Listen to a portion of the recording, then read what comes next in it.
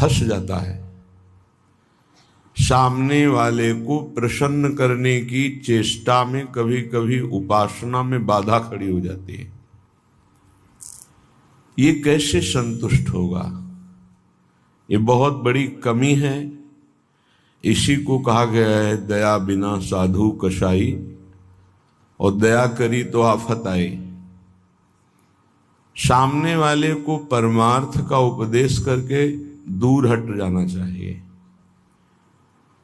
वो पकड़े परमार्थ को तब तो उसको निकाला जा सकता है, और यदि कहीं कि इसको संतुष्ट करके निकाला जाए तो वो कभी संतुष्ट नहीं हो सकता। ऐसी नीच वृत्ति होती। जितना आप उसको निकालने की चेष्टा करेंगे उतना ही वो आपको दलदल में धंसाता जाएगा। ये प्रकृति का सिद्धांत है, इसलिए उपासक को निरपेक्ष रहना चाहिए, किसी की अपेक्षा नहीं रखनी चाहिए। ये अनुभूत बात कह रहे हैं। जो संतों से अनुभूत है वही हृदय में अनुभव में आता है। उपासक को यदि कभी ऐसा अवसर मिले कि किसी को भगवत मार्ग में बढ़ाना है तो वो ये ध्यान रखे कि हमें अपने को बचा करके इसको निकालना है। कहीं उसके मन की संतुष्टता के द्वारा हम परमार्थ निरूपण करेंगे तो वो कभी नहीं निकल पाएगा, क्योंकि उसका मन ये समझ जाएगा कि हमारे अनुकूलता को लेकर ये विचारवान है, हमारी अनुकूलता के लिए, बस वो आपको रौंद देगा। और परमार्थ का उपदेश दिया और निरपेक्ष हो गए और वो आप पर आसक्त होता चला जा रहा है, वो निकल जाएगा। त्रुटि यही हो जाती है उपासक से कि इसको कैसे संतुष्ट करूं, वहीं उसका पतन हो जाता है। पतन अपने आराध्य देव का चिंतन छोड़कर मांस के लोथड़े शरीरों का चिंतन होने लगता है। ये कैसे राजी रहे, वो कैसे राजी रहे, परिवार कैसे राजी रहे, भगत कैसे राजी रहे। निकले थे हरि को राजी करने के लिए और हो गया प्रपंच को राजी करना। ये बहुत सूक्ष्म बात है। ये शास्त्र सम्मत और हृदय सम्मत बात है, दोनों की अनुभूति। यदि भगवत मार्ग में आगे बढ़ना है तो किसी को संतुष्ट करने का भाव खत्म कर दे। शास्त्र सम्मत उपदेश है, पकड़ना है पकड़ो, नहीं पकड़ना है तो डूबो। तभी आप परमानंद का अनुभव कर सकते हैं, नहीं तो आपको फंसा लिया जाएगा। ये सूत्र उड़िया बाबा का है, दया बिना साधु कसाई और दया करी तो आफत आई। बीच में समझो, दया नहीं तो साधु कैसा, और दया की तो फंस गए। तो कौन सी दया आपका परम कल्याण में सहयोग कर सकती है? जो याद को ना नष्ट कर पावे। दया का उल्टा है याद। जो भगवत स्मृति में बाधा पहुंचा दे, ऐसी दया में आग लगे। भगवत स्मृति युक्त प्रियता प्रभु के चरणों में और दया जड़ चैतन्य में, तब तो निकल जाओगे। और अगर भगवत स्मृति को दया ने तोड़ दिया और उसकी स्मृति चल रही तो दुर्गति पक्की है। हिरण में इतनी स्मृति आ गई कि हरि स्मृति गई तो अगला जन्म ऐसे महापुरुष का पशु रूप में हो गया, मृग रूप में। तो बहुत सावधानी का ये परमार्थ मार्ग है। कभी कभी दया में चूक हो जाती है।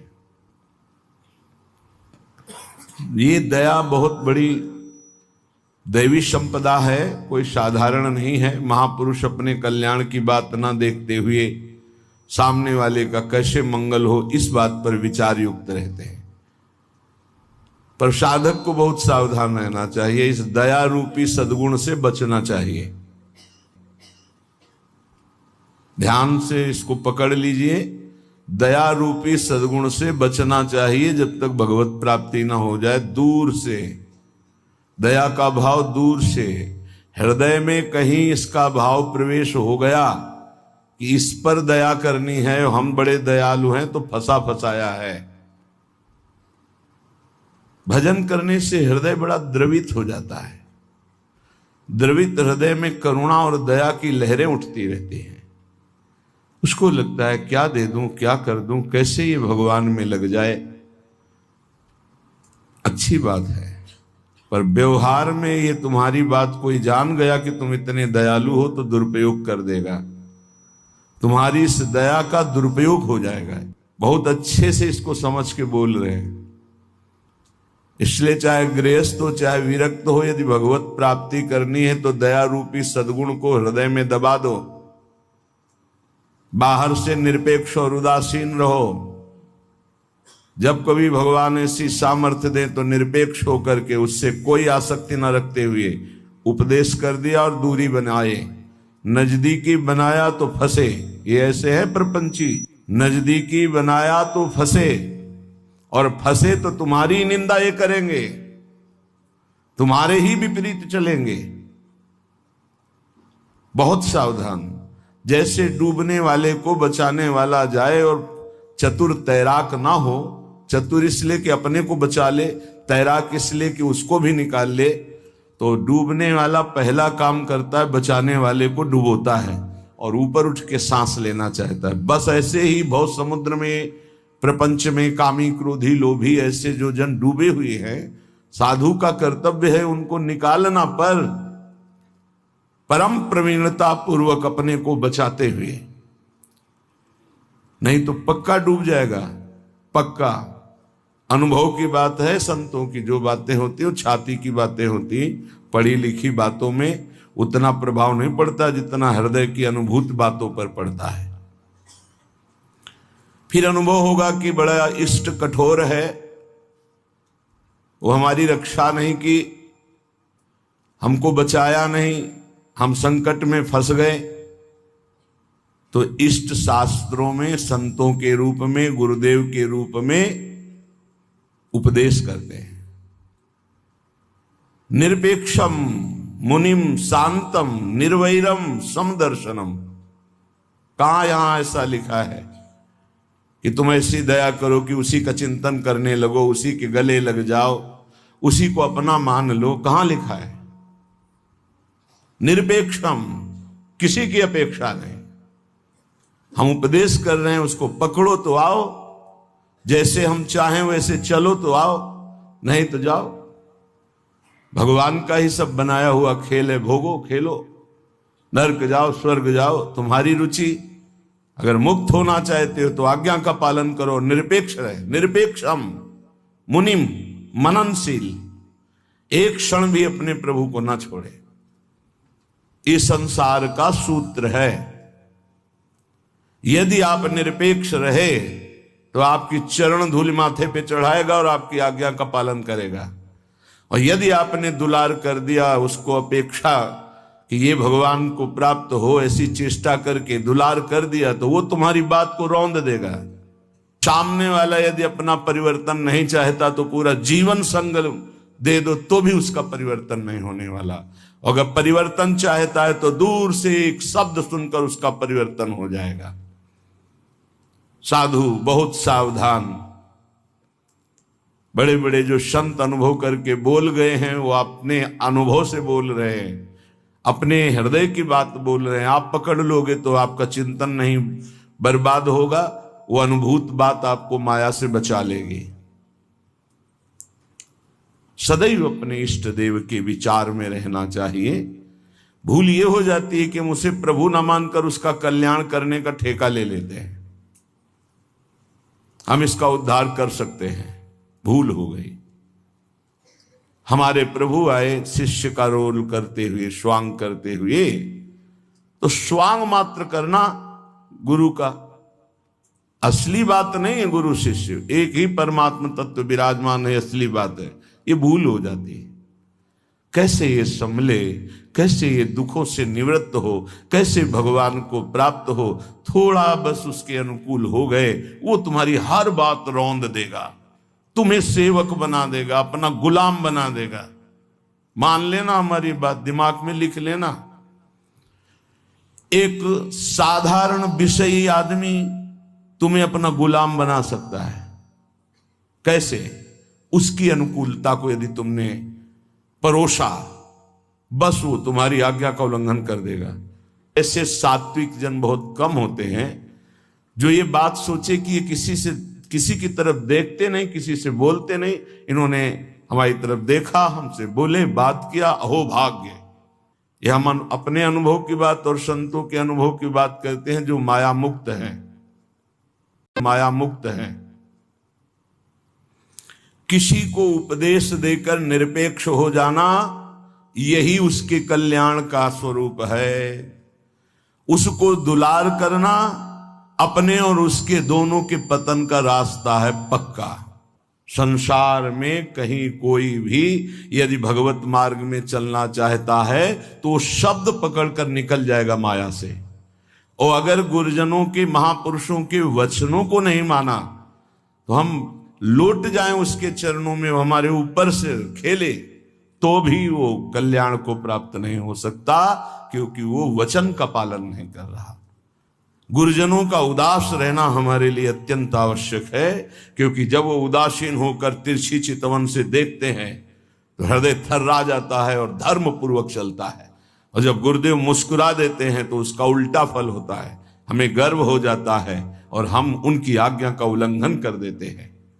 ये संसार सद्गुरु स्वरूप है, ये पूरे जीवन शिक्षा देता रहता है। इसलिए हम बैरागी, भगवत मार्ग के अनुरागी या गृहस्थ में जो वैष्णवजन हैं, उनको ये जो दूसरों को उपदेश देना, दूसरों के कल्याण का ठेकेदार बन जाना, ये बहुत ही घातक खेल है। प्रवचन करना, उपदेश करना, दूसरों के मन को संतुष्ट करना, ये बहुत ही घातक खेल है भगवत प्राप्ति में। तब तक मुंह नहीं खोलना चाहिए जब तक स्वयं साक्षात्कार भगवान का न कर ले, नहीं तो मिटिया मेट साधना को करने के लिए ये माया प्रपंच बहुत विचित्र है। उस समय आपको अनुभव होगा कि भगवान बहुत कठोर हैं,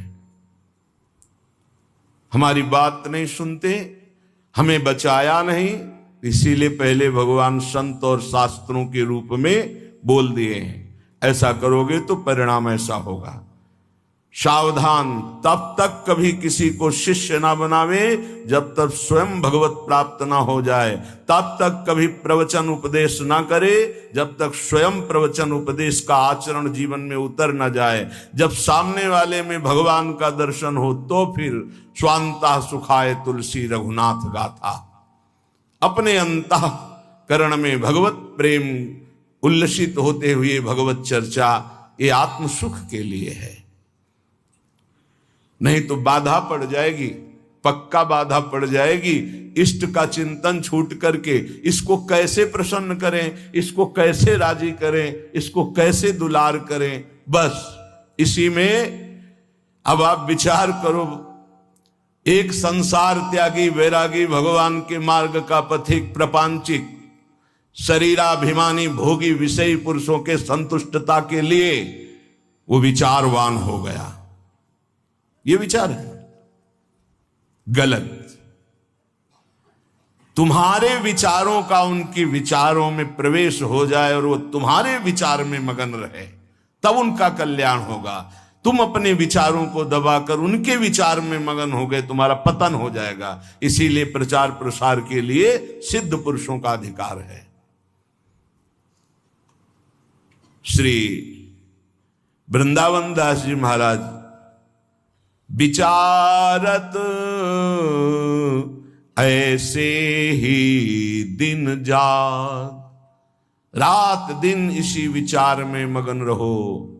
श्यामा श्याम का नाम, श्यामा श्याम का रूप, श्यामा श्याम की लीला। कब मिली हो ब्रज जीवन प्यारे, गोरे सावल गात। विचारत ऐसे ही दिन जात। उपासक का कैसे दिन जाता है, कैसे रात जाती है। विचारत ऐसे ही दिन जात, कब मिली हो ब्रज जीवन प्यारे, कब मिली हो, कब मिली हो। विचारत ऐसे ही दिन जात, कब मिली हो ब्रज जीवन प्यारे। गोरे सावल गात, विचारत ऐसे ही दिन जात। कब मिलोगे? इतने दिन हो गए अभी तक साक्षात्कार नहीं हुआ। आज का दिन गया, आज की रात गई, फिर दिन आया। प्रभु कब मिलोगे, कब मिलोगे? ये व्याकुलता, यहां दूसरे के चिंतन की कोई गुंजाइश नहीं है। दया से चिंतन में फिसला साधक। ये हिरण का बच्चा मर जाएगा अगर हम इसकी रक्षा नहीं करेंगे। चलो ठीक, बाहर निकाल लिया, अब इसका पालन पोषण करना, चलो ये भी ठीक। 10-5 दिन में छोड़ देते, नहीं, गले लगा लिया, अगला जन्म हिरण का हो गया। बहुत बुरी तरह साधक दया में फंस जाता है। आसपास ऐसा जाल बिछ जाता है कि निकलना मुश्किल हो जाता है। दया से बहुत बचो, ये भागवतिक सद्गुण है। आता है हृदय में, द्रवित होता है हृदय। जहां दूसरों का चिंतन हुआ तहां चिंतन अपना बदल जाता है। फिर क्या होता है? कहीं बे में नियरे से लागत, सपन्यों नहीं दर्शात। अब कछु निठुर भय या जुग में, ताते मन पछतात। विचारत ऐसे ही दिन जात। वो बातें तो प्रभु की करता है, लेकिन ऐसा अनुभव में नहीं है। बहुत दूर प्रभु होते हैं। कहीं बे में नियरे से लागत, सपन्यों नहीं दर्शात। स्वप्न में भी प्रभु नहीं आते। क्यों? गजब की बात है, साधक जीवन भर चिंतन को संभालता रहता है। दूसरे पर दया करके वो अपने कीमती चिंतन को दे दिया है, वो समझ नहीं पाता क्या हमारे से इनको मिल रहा है। इन्होंने अमोघ चिंतन छोड़ करके मुझे अपना लिया, मेरा चिंतन करते हैं, मेरे दोषों को मेरे सामने रखते हैं, मेरे को अपना मानते हैं, इसलिए प्राण न्यौछावर हो जाने चाहिए। लेकिन नहीं, वो प्राण ले लेगा उसके, अगर ऐसी गलती की कोई उपासक। निज अनुभव कहो खगेसा, वो तुम्हारे प्राण ले लेगा। वो तुम्हारी जीवन भर की चिंतन वृत्ति को रौंद देगा यदि तुमने दया कर दिया। इस बात को समझ लेना। संतों का संग क्यों सुना जाता है? शास्त्रों में वही सब लिखा है। उसको अपने अनुभव से डुबो कर बोलते हैं। कहीं बे में नियरे से लागत, सपने हूं नहीं दर्शात। अब करो प्रवचन। हृदय में आश्रय दूसरे का, चिंतन दूसरे का, संबंध दूसरे का, तो स्वप्न में भी आपके आराध्य देव नहीं झलकेंगे। फिर क्या हृदय कहेगा? अब कछु निठुर भय या जुग में, ताते मन पछतात। अब भगवान में नहीं सुनते, बहुत कठोर हो गए। हमें लगता है इस युग में पहले बहुत जल्दी कृपा करते थे। हम आपको बताते हैं कलयुग में सबसे जल्दी भगवान प्रसन्न होते हैं। ठाकुर जी को जब यशोदा मैया रस्सी से बांधती हैं तो रास लीला में दर्शन करवाते हैं कि मैया ने कसम धरवानी शुरू की कि बंध जा लाला, हर रस्सी 2 अंगुल छोटी। तो उनको पता है भगत बहुत प्यारे हैं। पहले तो बड़ी कसम खवाई निज भगवान के स्वरूपों की, नहीं बंधे। फिर सतयुग के भक्तों की, फिर त्रेता के, फिर द्वापर की। जो ही कहा कि तुम्हें कलयुग के भक्तों की शपथ से बन गए। क्यों? कलयुग में बहुत कम भक्त होते हैं। विशुद्ध भक्त भगवान की, हाँ, वृष्टि शारदी कहूं कहूं हुई, जैसे शारदी वृष्टि कहीं कहीं होती है, ऐसी भगवान की भक्ति, विशुद्ध भक्ति। विशुद्ध भक्ति में मिलावट, नाटक, दंभ, पाखंड, दिखावा, ये सब नहीं, केवल एक प्रभु से अपनापन, बहुत कम, तत्काल बन गए भगवान। कलयुग के भक्तों की जीव शपथ दी भगवान, ऐसा रासलीला में दर्शन कराते हैं। कलयुग में बहुत जल्दी भगवान का साक्षात्कार होता है, पर बड़ा कठिन है अपने मन को समेटकर प्रभु में लगाना। करुणा निधि के ही भांति कहावो, सुनत नहीं सकुचात। एक बात मान लेना, हमारे प्रभु तक आवाज उसी की पहुंचती जिसका केवल प्रभु से संबंध है। अगर दूसरा कोई है तो आवाज नहीं पहुंचेगी, तुम्हारे हृदय में ही बैठेंगे, नहीं सुनेंगे।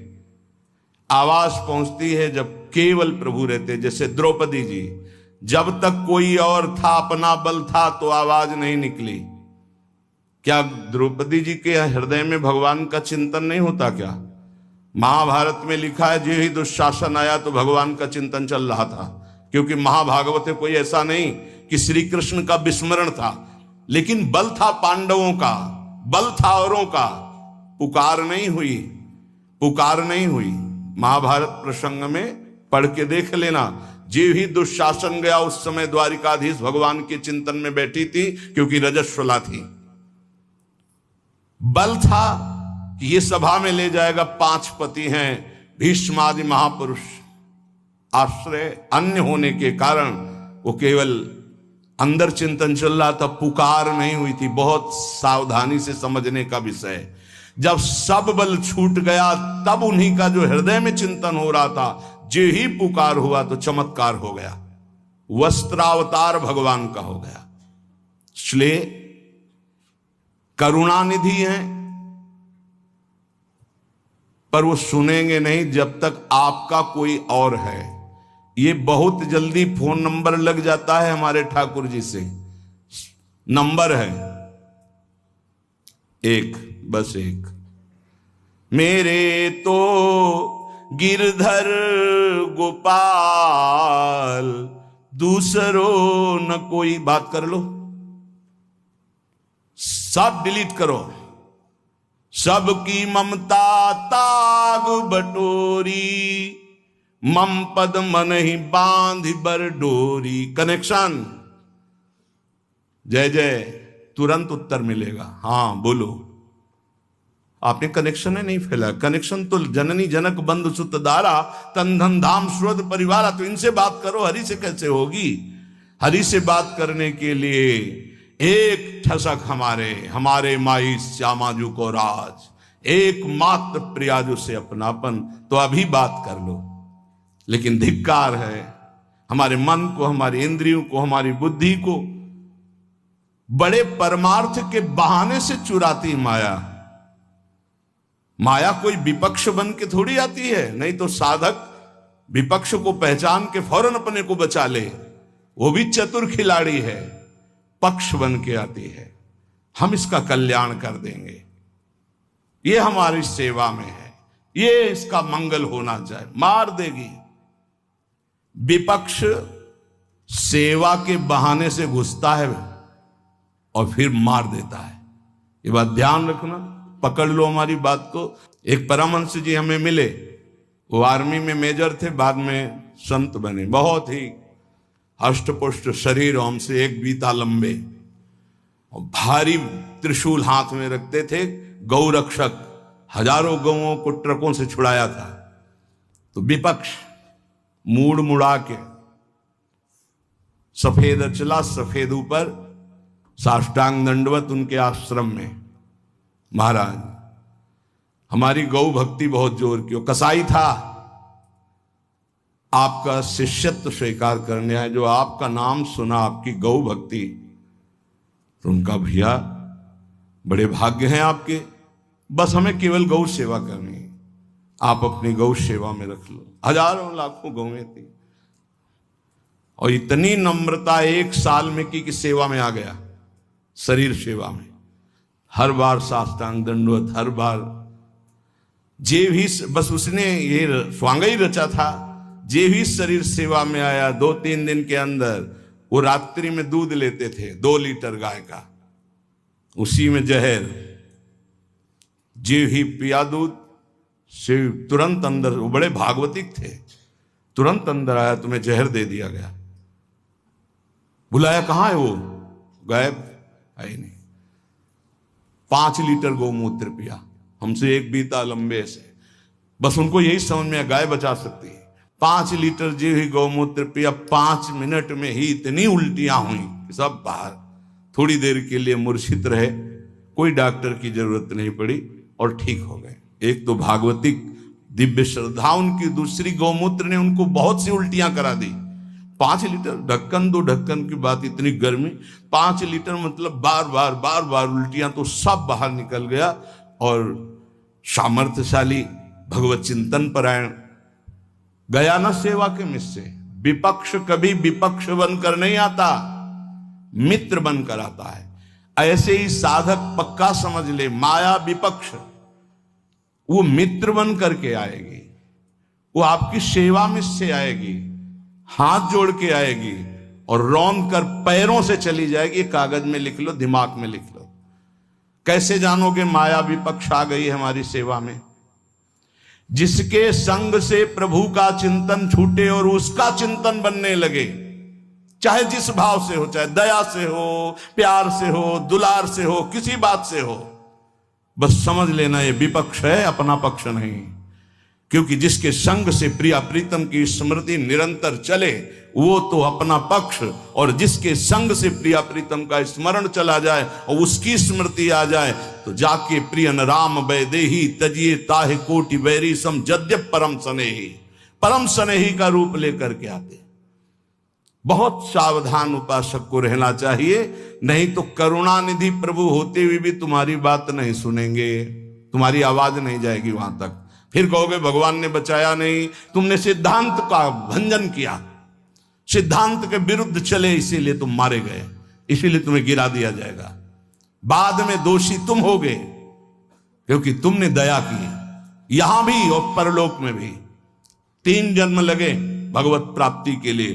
पहले जन्म में ही पिता भगवान थे ऋषभ देव जी, भरत जी के। ये लीला करके उन्होंने दिखाया। इसलिए वैष्णव, सन्यासी, साधक, उपासक अपने जीवन में बहुत सावधान रहे, पूरे जीवन में। कभी कभी जगत कल्याण की भावना भी उसको बंधन का कारण बन जाती है। इसलिए जगत भगवत स्वरूप है, इसका कल्याण नहीं करना, तुम अपने को बचा के निकल जाओ, यही बहादुरी है।